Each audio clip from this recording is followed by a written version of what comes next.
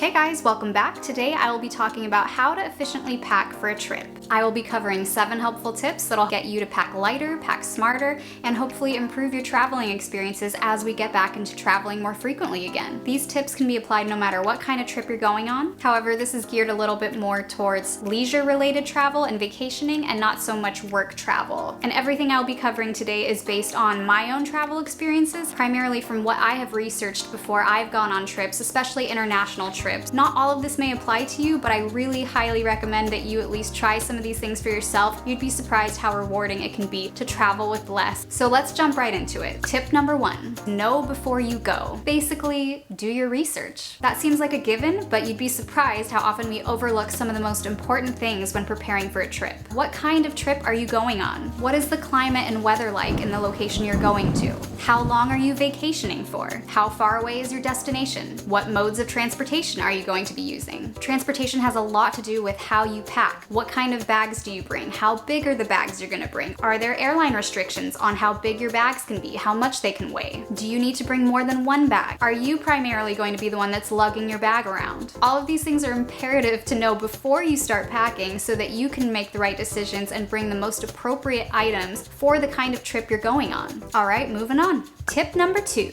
skip the checked bag. Now there may be circumstances where it does make sense to bring a checked bag. Maybe you are needing to transport a large item like a wedding gift. But I think in most situations there are ways to work around bringing a very large item on a trip. Lugging a large piece of luggage is never gonna do you any favors. I never wanna be in the position where I am lugging a giant suitcase, rolling it down a cobblestone street or some other uneven terrain in an international country just because I really needed to have all my stuff. It's heavier for you to lift, you might get injured. It just doesn't make any sense. What I would recommend is bringing one carry-on bag. Just one. If you're flying and you know the weight and size restrictions for the airline you're traveling on, I recommend going with the biggest possible carry-on bag within the restrictions they've given you. More often than not, this actually saves you money, saves you headache, and just makes everything so much easier for you as you get on and off of a plane. How often is your checked bag on a separate airplane than you are? And you don't know if it's going to be transferred in time for both you and your belongings to get to your location at the same time. There's just so much added stress that doesn't need to be there. Oftentimes you're allowed to also bring a personal item, so you can maximize both of these items more than you think you can. So this is my go-to carry-on bag. I've had it for almost 6 years. I got this bag specifically before I went on a big Europe trip where I went to, I think, 10 countries, and it's a super versatile bag. It's a rolling bag, but it can actually also convert to a backpack. There's straps right here.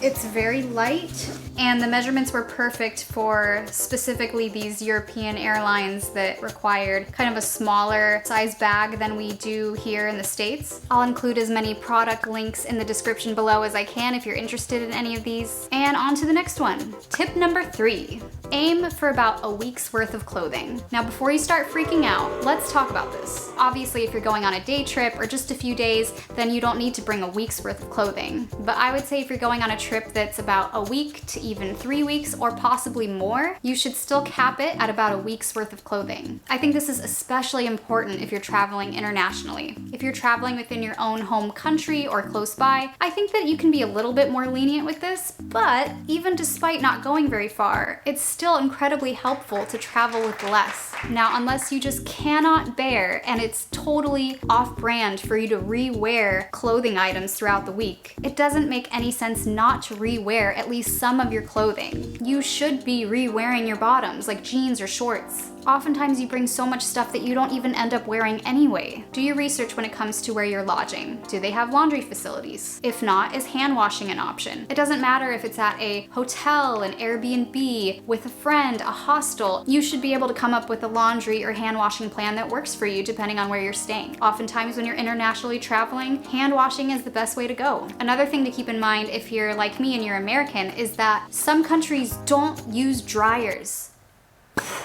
So you can often just do a spin cycle in a washer to get your clothes a little bit more dry. So always bring a little bit of detergent so that you can either use a washing machine or possibly just hand wash your clothes yourself. You can actually hand wash your own clothes, I promise. Moving on, tip number 4. Layer your clothes. Bring lightweight clothing as much as you can, but if you are traveling to a colder place, just layer up. So let's talk a little bit about fabrics. Fabrics that tend to be more on the synthetic side, these are materials like polyester, nylon, rayon, and materials that aren't fully cotton. These materials tend to be more lightweight, moisture wicking, quick drying, wrinkle resistant. Knits and athletic wear can often be a safe bet, and merino wool can be a good option for colder locations because it's a little bit more lightweight than some of these other bulkier fabrics that are good for cold weather, but it's still going to take up a little less space in your bag. Having a lightweight, water-resistant jacket is always a really good idea. You can always layer your clothing underneath your lightweight jacket to make you warmer. I always try to bring a travel-size bottle of wrinkle releaser, or if I'm going on a road trip or somewhere that doesn't require flying, I will often bring my steamer because I think that can be more convenient than using an iron. Tip number 5, bring multi-purpose items. Everything you're bringing should be used more than once. Unless you're going on a really short trip, all of your clothing items should be as versatile as possible. Reconsider bringing your dressier items like dress shoes or heels or fancy dresses and suits. Unless you're going to multiple formal events, it's just not super practical to dress up frequently on a vacation. You'll be more comfortable about that stuff, and you won't be mad that you brought stuff that's taking up so much room that you didn't end up wearing. So if it's between a more comfortable outfit or a second dressy evening out type of outfit, I would just go with the more practical outfit. It may also be easier to lean more towards neutral type clothing than your statement pieces. Your statement pieces are going to be harder to coordinate. Be very strategic with your shoes because they take up so much room. You probably never need to bring more than 3 pairs. If you're able to, try to stick to 1 or 2. Try to also be strategic with the amount of accessories and makeup you're bringing. You don't actually need as much as you think. Bring just the basics if you can. When it comes to toiletries, oftentimes there's products that are all in one. They are shampoo, body wash, hand soap. That might be a little bit more geared towards camping, but if you are pretty low maintenance, you might as well save room in your toiletry bag and just bring this one product. Examples of multi-purpose items that I utilize and love are just simple things like a lightweight scarf. Scarves are great because you can use them as lightweight blankets on planes. I have this really awesome lightweight collapsible laundry bag. I can use it to separate wet clothes from dry clothes, maybe after going on a swim and then having to fly to a different state or country. I have a lightweight towel that I sometimes bring. I got it at REI. It's very quick drying and can help speed up the process of hand washing clothes. If you're staying somewhere that doesn't have towels, this is helpful. So just try to bring as many multi-purpose items as you can. Tip number 6. Practice pack. Make all your packing decisions in advance. Not the night before your trip, not the morning of your trip. Do it in advance so there aren't any surprises right before you need to leave. Lay out all your items you're thinking about bringing on a bed or a floor and make decisions as you go. Put your belongings in your bag to get an idea of how much you can feasibly bring. My personal preference is to roll each clothing item, put it into a packing cube, and then stack my packing cubes in my bag to maximize my space. A couple of bonus hacks are to wear your heaviest clothing items at the airport. Wear your heaviest shoes, wear your heaviest layers, your jacket. That way you're knocking a few pounds off of your bag. You can also put rolled up pairs of socks and smaller items into your shoes in your bag if you're not too grossed out by that. Also put consideration into your smaller bags like your personal item. Are you bringing a backpack, a handbag, a purse? What is necessary for you to bring in those bags? If you don't have enough room in your carry-on for that extra pair of shoes, maybe they go in your backpack. But it's always a good rule of thumb to always leave a little bit of room in your bags if possible, because maybe you want to bring back souvenirs or maybe you want to bring food with you on the plane. So if you know that your carry-on bag and your personal item are within the measurements that your airline requires, now it's time to weigh your bag and make sure that it fits the weight requirements. You can pick up these little scales that you can hold up that will measure the weight of your bag for you, and that'll give you a good sense of whether you need to just completely change your packing strategy entirely, or maybe you just need to take a couple things out. Maybe you have room to put in a few more things that you want to bring. And last but not least, tip number 7. Focus on experiences, not things. Travel is all about new experiences. Bring the essentials to make sure you're prepared and comfortable, but don't get too caught up in what you're not bringing. Less distractions means more rewarding experiences.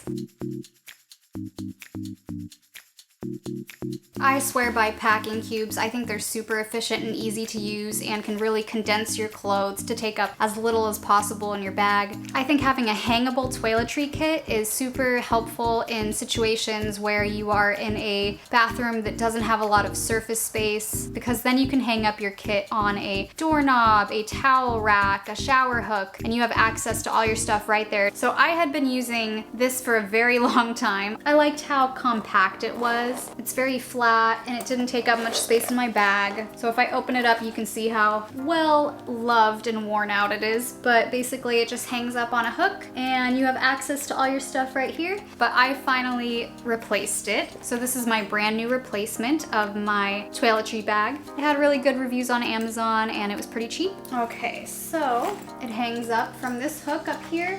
It has 3 compartments, 1, 2, and then here's your bottom compartment. You can put a ton of stuff in here. Seems pretty sturdy. I can hold more than I could previously. It also doesn't really take up any more space. It's a pretty similar size if I hold them up next to each other like so. And hopefully I won't pack this new toiletry kit to the brim, but if I do, I like to bring a separate tiny container for makeup that takes up almost no space. Another bonus hack is that if you've been using flimsy quart-sized plastic, sandwich bags for your toiletries, you can always get these quart-sized bags that actually tend to hold a lot more than a little sandwich bag would. Sometimes airlines will even give them to you so you can just use them for the future if the ones you have are breaking.